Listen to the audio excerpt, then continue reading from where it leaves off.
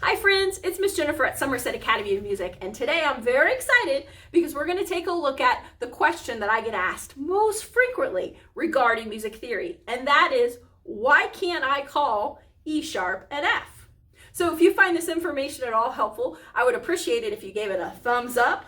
Don't forget to subscribe to my channel and share it out with your friends and family. Let's get started. So something I've noticed a lot is that people are often confused by letters such as E sharp, F flat, C flat, and B sharp. And I've even had people tell me there's no such thing as an E sharp or an F flat or a C flat or a B sharp. So my purpose in this video is I'm going to take you through and show you all the reasons and the theory behind why it is important that sometimes that note that you can look at and identify as an F, sometimes we do need to call that an E sharp. And sometimes the key that looks like a B, we do need to call it a C flat. So the first thing I want to do is take a look at the musical alphabet. As you probably already know, the musical alphabet is made up of the first 7 letters of our alphabet, and then we just start over again with the letter A. The musical alphabet moves forwards, backwards, up and down using these 7 letters in alphabetical order. So what I have here for you on the paper that I've laid out here is the A minor scale. I have it here notated on the staff, and then these are the letter names that we would call these notes. Again, you can see they're in alphabetical order. And in music, and every time we have a scale, we need to have every letter of the alphabet present. We can start on any letter in the alphabet, but we must have all 7 letters. So here in the A minor scale, we have all of our 7 letters. But let's say we wanted to look at the A major scale. Now you might know that in the key of A major and the A major scale, we have 3 sharps. Those 3 sharps are F sharp, C sharp, and G sharp. So let's take a look at what that would look like if we put them in the scale. So you can see we're not going to change any of the letter names of the scale. We're simply going to alter the pitches by raising them with these 3 sharps. So that's what I've done here, is that I have made each of the notes, each of the 3 notes that I sharped are now a half step higher. The pitch has become higher, but their letter name did not change. And that's what we use sharps, flats, double sharps, naturals, those types of symbols. We use them to alter the notes, making them either higher or lower, but we never want them to change the letter name and the alphabet. We always want to maintain the letters in the alphabet. So see, you can hear we have A, B, C sharp, D, E, F sharp, G sharp, and A. So as you might know, if we take a look at, for example, the F sharp here, now if we were to look at that note on the piano, F sharp and G flat are the same key on the piano, right? So if you played this scale, and let's say, for example, instead of calling this note F sharp, what if we went ahead and we decided to change this to instead, and we're going to make it a G flat. So that means down here, now we don't have an F sharp. We're going to call this a G flat. So what is written here would sound, if you played it, exactly the same as if I had the F sharp here. There's no change in the way the pitch sounds. But you can see what's happened to our alphabet. Now our scale has 2 G's and we are missing an F. There's not an F in our scale. So this is an example that's really obvious. We would never want to do this to a scale. This is, again, illustrating why we wouldn't want to do the same thing to an F and an E sharp. So let's actually take a look at a scale that would have an E sharp. Okay, so now I have here for you the letters that are in the F scale, and specifically we're going to be looking at the F sharp scale. Now you might be aware that the F sharp and the key of F sharp major both have 6 sharps. So basically, that since we have 7 letters in a scale, that means everything is sharped except for the letter B. So let's go ahead and put those 6 sharps in. So we're going to have, and I apologize for my sloppy sharps, doing the best I can on the dry erase board. So I'm going to go ahead and add in those 6 sharps. We got F sharp. Here is our G sharp. Our A is sharped, and we said that the only note that won't be sharped is B, so this one doesn't need a sharp. Then we got C sharp, and we've got D sharp. And here, oh, looky here. Here we have E sharp. And then, of course, we finish off the scale again at the top with F sharp. So look here. we have ended up with an E sharp. And so this is that exact same situations that we had in the other scale. We added the sharps in, we changed the pitches, we raised them all a half step, creating the major scale, but we don't mess with the letter names. We haven't changed the letter names. So this is why you can see in this very clear example, we've got every letter in the alphabet, and we have to have, because the E is one of the sharps in the key of F sharp, we have the E sharp. It has to be an E sharp, not an F sharp. Let's look at what would happen if, like you said, I don't want to think about it in E. Why can't I just call it an F? Well, let's take a look and see what happens if, of course, yes, would it be the same pitch if we just change this to an F natural instead of F sharp? It's a natural sign. Now, if we take a look at our scale, our alphabet is once again, we're missing the letter E, and we have two Fs, actually three, because we got the F at the beginning. So now we have two Fs here at the end of the scale, and we are missing an E in our scale. So one of the main reasons, again, that I'm trying to show you here is that we need E sharp and those types of things because it helps us maintain the alphabet and the key signature, because now the key of F sharp is supposed to have 6 sharps, but the way I have the scale written out here, there's actually, let's count them, 1, 2, 3, 4, 5. We don't count this one as 6 because it's the same as the first one. So we only have 5 sharps, but the key of F sharp has 6 sharps. So we're lacking a sharp. This scale, if we played it this way, would it line up with the key in which the song was written? We're missing that 6 sharp that should be in here. Okay, let's do one more example of the scale, maintaining the alphabet in a scale. And this time, let's do a scale that has flats. So here, I've got the notes of the G scale, in alphabetical order lined up for you, and we're going to look at the scale as if it were G flat scale. Now the key of G flat, you might remember, G flat scale, or the key of G flat, has 6 flats. So let's go ahead and put those 6 flats in. What that means is, again, since we have 7 letters, if we have 6 flats, that means everything's going to be flat except for one letter. In this case, it would be F. So everything's flat except F. Let's see what happens when we do that. So we start off, we got a G flat. We've got, I'm sorry about, again, my terrible flats here.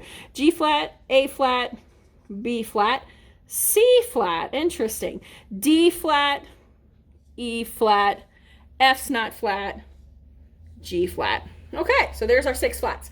Everything in the key and then in the scale is flat except the F. And interestingly, we have another one of these flats that people don't like. We've got the C flat. C flat on the piano, you might be aware, is the same key as natural B. So same thing, here's an instance in which we need the C flat. Again, there are 6 flats in the key signature. So if I turn this into, we don't want to play C flat, we don't like thinking about C flat, we want to change it to a B. Why can't I just call the C flat a B? Here we go. This is why. This is a B natural, because we don't want to call it C flat. Look what happens to our scale. Now our scale has 2 B's, 2 letter B's, and we're missing a C in the alphabet. And again, the same thing, if the key signature for G flat has 6 flats, but this scale, if we count up the flats, only has 5 because we have made the B a natural instead of a C flat. So hopefully you can see how sharps, these E sharp, C flat, how they're important for maintaining the alphabet. This is I think the most obvious and the biggest reason why that the write-off, hopefully you don't even need to go any further in the video. Just with this information right here should be enough to let you know that yes, C flat is important. E sharp is important. But guess what? I have more. I have even more reasons why. Let's take a look at the next. Okay, so this example, the next thing I want to show you is very much related to the scales that we just did. I'm actually going to draw out the key signatures and show you again why we can't be monkeying around with what we call the letter names just because we find E sharp and C flat inconvenient. We can't change key signatures because we don't like playing those notes, because key signatures are constant. You can't alter them. You can change pitches, you can't change letter names. So we looked at the F sharp scale, which we said had 6 sharps. So I'm going to go ahead and draw those 6 sharps in. F sharp, C sharp, G sharp, D sharp. What's next? A sharp and E sharp. So there's our 6 sharps. This is what the key of F sharp major looks like. So it's, which was the sharp that we didn't like? We didn't like the E sharp, right? So we decide we don't want it, we don't think E sharp exists. Well, how do you explain the key signature here with 6 sharps? Because if I decide I don't like E sharp and I don't want to play it, and I remove it, by getting rid of that 6 sharp, this has now become the key of B, because the key of B has 5 sharps. So now you've changed the whole key in the song. Just because you don't want to think about E sharp doesn't mean that it doesn't exist. And again, when you start taking notes out, your key signature, you're actually changing the key signature, which is going to be incredibly confusing because you're thinking and playing in a different key than everyone else. You're thinking of a scale and a key that only has 5 sharps, when you're playing in the key of F sharp, it has 6 sharps and it includes the E sharp. So let's go even further. The key of C sharp has everything sharp. It has all 7 sharps. So that means we're also adding, again, we don't like it, but there it is, the B sharp. So these 2 sharps, even though we don't like to think about them, we don't, I'd rather think of an E sharp as an F, and I would rather think of a B sharp as a C. But the problem is they are in the key signature. If you take these away, again, we're changing it to a different key. If I get rid of my B sharp, I've now changed it to the key of F sharp. And if I get rid of my F sharp and my B sharp, then I've changed it to the key of B. So we can't change key signatures. So let's look at a flat key signature. Same thing we did. We looked at the G flat key a moment ago. That has 6 flats. That is B flat, E flat, A flat, D flat, G flat, and C flat. Okay, C flat is the one we don't like, right? We want C flat. Why can't we just call it a B? Again, the same thing here. For one thing, B is already flat in the key signature, so we can't have a B flat and a B natural in the same key signature. It's not going to work. We have C flat. If you erase and get rid of this, you've now changed this. Instead of being in the key of G flat, you're now in the key of D flat. So we can't, like as I said, we can't change key signatures just because we don't like a note. Okay, so let's put that C flat back in, and then the last flat here, this will be the key of C flat. We've got our C flat and our F flat. Again, both of these notes are in the key signature. They are real notes. We can't say that C flat doesn't exist. We can't say that F flat doesn't exist, because key signatures can have up to 7 flats. And theoretically, they can even have more than that. That's a whole topic for another video with double sharps and double flats.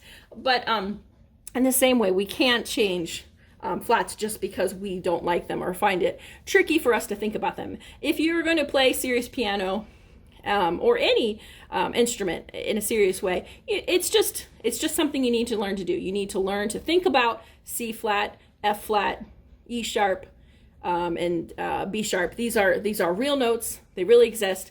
And here's the reason why. In music theory, our key signatures, they're present in the key signature. So they can happen in the song for that reason. Are you convinced yet? If not, don't worry, I've got more.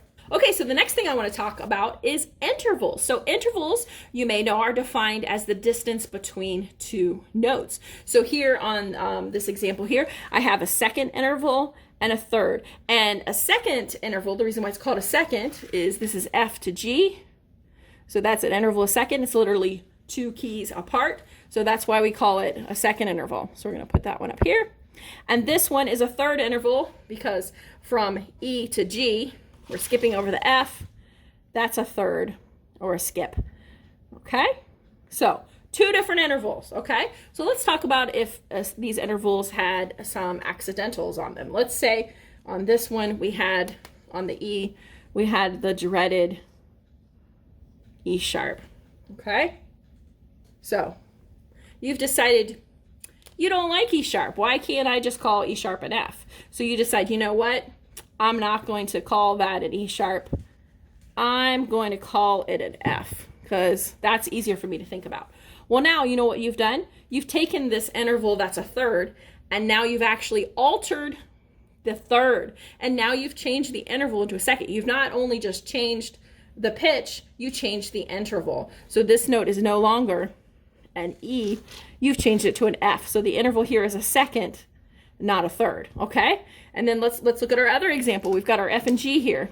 Let's say that the composer on this has, oh no, an F flat. Oh my goodness. So an F flat, you know, is the same on the piano as an E. You decide, I don't like F flat. I don't want to think of F flat. I just want to play it as an E. Well, what happens when you change that note to an E is that you've not only changed the pitch, you've now changed this interval to a third. So this can be really bad because you're not just messing with the pitch, you're messing with the interval. And for deeper music theory reasons, you can't just change intervals just because you don't like the letter name that's using there. So again, same thing. This is why these intervals can be poor, and it has to do a lot with the key signatures that we were looking at before. What's in the key signature has to stay. Now you can have what we call accidentals, in which we change those, absolutely, but that's for a completely different reason than just altering intervals. That's just not something we can do in music. Again, you can change the pitch, you can't change the letter. Okay, so let's move on and let's talk about chords. Now, chords, you may know, are when we have a group of 3 or more notes, we create a chord. And here I have the notes A, C, and E. There's a couple chords that have those letter names, and chords are always identified by their letter names. So the chord that I've placed here is A minor, and an A minor chord is always A, C, and E. You can't change the letters. You can alter, again, you can change the pitch, you can sharp and flat, but you can't change the letters when you have a chord. So let's turn this into an interesting chord here. Let's change this, and I'm gonna actually make it an A flat augmented chord. So these are the notes that are in the chord A flat augmented. That's how we represent that. If you don't know what an augmented chord, stay tuned. We'll have a video coming out about augmented chords later on. So A flat augmented chord has the 3 notes A, C, and E, or make our A flat augmented chord. Okay, so let's say for whatever reason you don't like A flat. So you might know that on the piano, an A flat and a G sharp are the same key. You decide, you know what? I don't like that A flat. I like sharps better. So I don't want to think of it as A sharp. I want to change it to a G sharp. Well, not only have you altered this pitch, you now have changed this to a completely different chord, because now we have the 3 notes G sharp, C, and E. And G sharp, C, and E, actually this chord with these 3 notes is what's called a C augmented chord, has the notes C, E, G sharp. So you no longer have an A flat chord. You now have a completely different chord. You've changed by just not wanting to play with that particular accidental. You have now changed these notes to a completely different chord name. Okay, and this is very important because chords in every song are based on scales, and each chord in the scale serves a different function. And it's just like with intervals, they can't be changed just because simply you don't like the notes that are in the chords. So really important one there. Another thing that's important about chords is chords are known, as we talked about just a minute ago, by their intervals. Chords, the way that they're made, they are made up of different intervals. So for example, here as I said before, we have the A minor chord. A minor chord always has from the root note, which is the bottom note, to the third above it.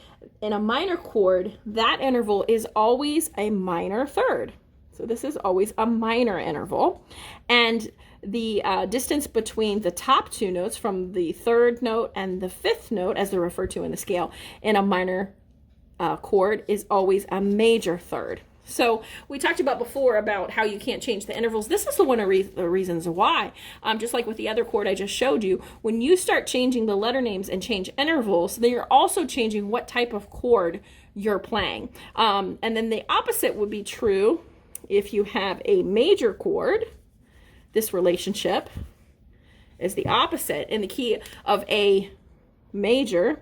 An A major chord would have a C sharp here, and that makes this interval right here turns into a major third, and the interval from here to here is a minor third. And again, when you go changing letters, you're changing the intervals. And in that case, you're changing what the actual chord is. You're not just changing because what you want to think about what you're playing, the note in your head. You're actually altering the music and doing all kinds of changes that, and maybe even these changes, maybe I'm not even convincing you. You're thinking, well, why not? Why can't I just change the interval then? And we're going to get to that in a while, but later on, as the music gets more advanced, you're going to create all kinds of problems if you want to go to transposing, or if you're playing with other people. This is just going to simply lead to confusion over something that's so simple as just calling the note what the note is. There's a reason. People just don't, when they're composing a song, they aren't just picking these letters at random. They're just not saying, well, I like flats better, so I'm going to call it a C flat, or I like sharps better, so I want to call it an E sharp. There is a reason and a purpose behind it. And just because it's inconvenient for you and your part doesn't mean that that's something that you can change. I'd like to go back and look at the scale one more time, because I want to show you how each one of these letters are actually assigned a number. And when you change the letter, you're also changing the number. So let's take a look at how that works. We use Roman numerals to indicate chords that will be built on each one of these scales. And if the Roman numeral is capitalized like this, it means that the chord on which this note is built will be major. When we use a lowercase Roman numeral, that indicates minor. Our third scale degree, we've got our fourth scale degree is major. Our fifth scale degree would create a major chord. Our sixth would be minor. Our seven would actually be diminished. And then, of course, we arrive back again at our one, which is major. So these are used especially in classical music. And in the same way, if you were to change the E sharp to an F, then you would also misassign this number, because in the key of F sharp major is what we have here. F sharp is assigned the number 1. So if you were to change this E sharp to an F, then we would be missing out on our 7 in the Roman numeral scale degree, and we would have too many ones. So again, this leads to confusion. Not only do we use Roman numerals, but each one of these scale degrees also can have an Arabic number. So just our regular 1, 2, 3, 4, 5, 6, 7, and back to 1. So again, in the same thing, when someone talks about the 6th degree of the scale, that means a specific letter. And again, if you change your E sharp to an F, then you won't have the number 7 that is assigned to E. You'll be very confusing, because you'll be referring to the scale degree number 1. And one of the reasons why this is so important is because in a particular key or scale, each one of these notes and the chords that are built upon them serve a particular function in the song. So not only, again, do they have number names, but each one of these scale degrees has a scale degree name that describes what it does in the song. And I'm not going to write them out for you, but I'll just list them. And the 1 is tonic, 2 is supertonic, 3 is called the mediant, 4 is the subdominant, 5 is the dominant, 6 is the submediant, 7 is the leading tone, and then we arrive back at the tonic. And we're not going to go into the meanings of all of those scale degrees at this time, but just know that each one of these serves a function. And when you're composing a song, they serve a purpose. And so, again, if you go changing the letter name, you're changing the number, you're changing the scale degree, and you're messing with the key signature, all the reasons that we talked about before. There's another system of music that's called, you may have heard of, the Nashville system, and that's another musical system in which you're using numbers instead of letters. And this is makes it easy for session musicians and all kinds of people who play in bands and things, where you might be playing a song but you have to transpose it. So what we do is refer to the letter names as numbers, and that way they don't have to constantly be rewriting the charts for the songs, because the numbers are always the same no matter what key you're in, if you haven't changed these around with your disliking F and E sharp and F flat and all those things. So the numbers always stay the same, and therefore they can simply tell you, we're going to play this song in the key of G instead of C. You don't have to rewrite the whole music because you know which number goes with each note in the scale. You're able to know exactly what note, or more specifically, usually what chord, that if they say play the 6, you know that it's the 1, 2, 3, 4, 5, 6. And if we were in F, that's going to be the D. Okay?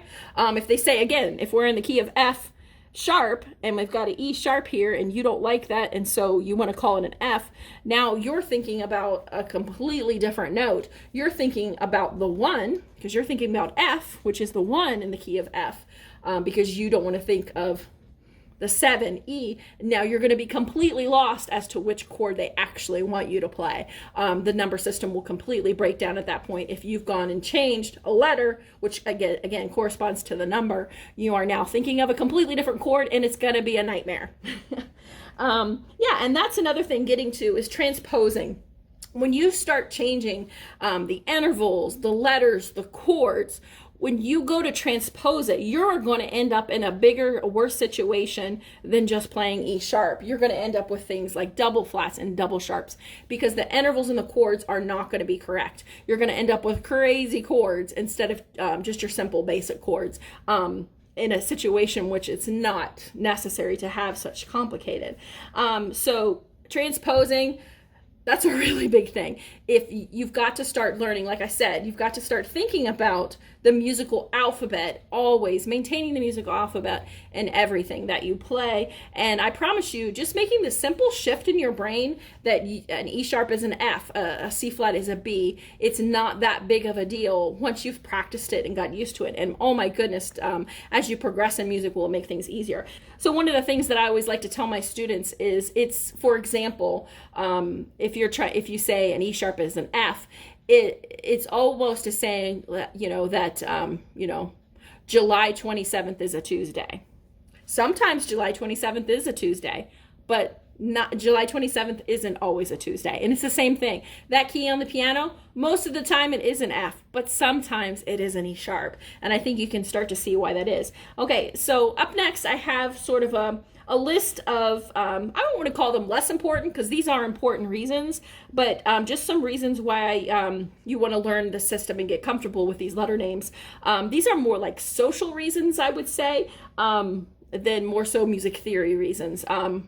I don't think that they're necessarily, the music theory, I don't want to say necessarily the music theory is more important. Music theory is important, but these issues could be just as important. And I think, if you're playing with a group of musicians, if you're playing by yourself, maybe the E sharp doesn't matter. May never cause you a problem ever. But if you ever progress in your music and want to play with other people, which is, in my opinion, one of the most fun things you can do is collaborate with others, play in a band or an orchestra, sing in your choir, all kinds of different things, maybe even write your own music. Learning these things are going to be crucial to that. When you're collaborating with other people and you say something like, oh, I'm not playing E sharp, there's no such thing as an E sharp, it's an F. Number one, you look ignorant, especially if you're with other musicians who have trained and studied and know the ins and outs of music theory. You're not going to look good in front of them. I don't want to say you're going to look dumb, but maybe ignorance is a better word. And in that, a lot of times I think that they can lose confidence in you. Like, is this person really that great of a musician when they don't even know what an E sharp is? They may not want to work with you in the future because they think they just don't know your stuff. They think you don't know that much about music, and you might be a fantastic musician, so why damage your reputation or make yourself look not as good as you could? And then conversely, that's the thing. If you do know these things, how much better are you going to look? And also too, the fact that you could teach others, and the reasons behind why it's E sharp and why it's not F. That makes you look even better. And then, like we talked about before, when you start changing the chords, monkeying around with the chords and the intervals, it's just going to cause confusion when you're playing with others. Just like I said with the Nashville system, just thinking about chords, and you're thinking about a completely different note or chord than they are, and that's when you start trying to talk about music or correcting things or it's going to be confusing because you guys are going to be talking about two different things. Yeah, and like I said, it shows a lack of knowledge and musical skill. They lose confidence in you. And I think for the big thing, it's the right way to do it. Like, this is true. You can see music is like a science. And like I said, but earlier, you know, people aren't just picking these notes at random. They're just not like, oh, I like flats better. Oh, I like sharps better. So I'm going to use one or the other. There's a reason behind it. No one's just picking it out of the blue. So it's the right way to do it. And I think for me, it's a bad influence on other musicians because this is the right way. When you get lazy and are calling, you know, the E sharp an F, or, you know, any of the other notes, then you're a bad influence on other musicians, where you could instead be a good influence and teach somebody something that's going to help them be a better musician in the future. And again, I love teaching music. That's why I'm here today. I love passing this information on to you, so you will be a better musician and you will look good in front of people that you're collaborating. And even if you're playing by yourself, you're just going to feel better knowing you're doing it the right way instead of being lazy or sloppy. Yeah. And also too, if you're probably here because these are my videos that I make are mostly based on piano music, but they don't have to be. But instruments that tend to play chords, piano, guitar, are the people that usually tend to have a better knowledge of this kind of thing. Instrumentalists like flute players, or I don't know, trumpet players, instruments that aren't playing intervals and chords, that can only play a single note at a time, tend to be the people that are more likely to just not know the reasons behind why these are important, because they're not thinking in chords in the same way that a guitar player or a pianist is thinking about chords much more. So again, I think it's important when the piano player shows up, the guitar player shows up, they're the ones that they're going to lean on, just because we tend to have more musical theory background, because we have to know more. We have to know more about chords and intervals, where it's not as necessary. Not that they can't know about them, because I definitely know instrumentalists who absolutely have a great knowledge base. But being a piano player, guitar player, you're going to know more about chords anyway. And so I have been often in situations where different musicians will come to me and ask me about their part. And it's because as a piano player, as a guitar player, you do know more, especially the piano players. I think just the visual nature of the piano keyboard just lends us more to being able to visualize the scale, the music theory. And so, you need to be that when the singer needs to come over and will you play that interval for me, or the guitar player, if it's as opposed to a guitar player that, like a lead guitar player that's just playing runs, single notes at a time, as opposed to an acoustic guitar player who knows more about chords. Sometimes I've had the lead guitar player come and ask me the notes of the scale, because I'm going to know them as a piano player, because if you're learning piano right, you're learning your scales, you're learning your chords. So I hope that in this video that I have been able to convince you and share with you some musical knowledge that maybe excites you about learning more. I hope that it does, and most definitely encourages you to use the correct letter names for the notes of the scale. So thank you so much for watching, and if you found this video at all helpful, I would greatly appreciate it if you gave it a thumbs up, share it with your friends and family. And if you have any comments or questions, I would love it if you left that in the comments up below and we can have a discussion. And if you have any future topics, some suggestions for future videos that I can make for you, I would love if you left that in the comments as well. Be blessed. Hope you have a good day and have fun playing music. And I'll see you in the next video real soon. Bye-bye.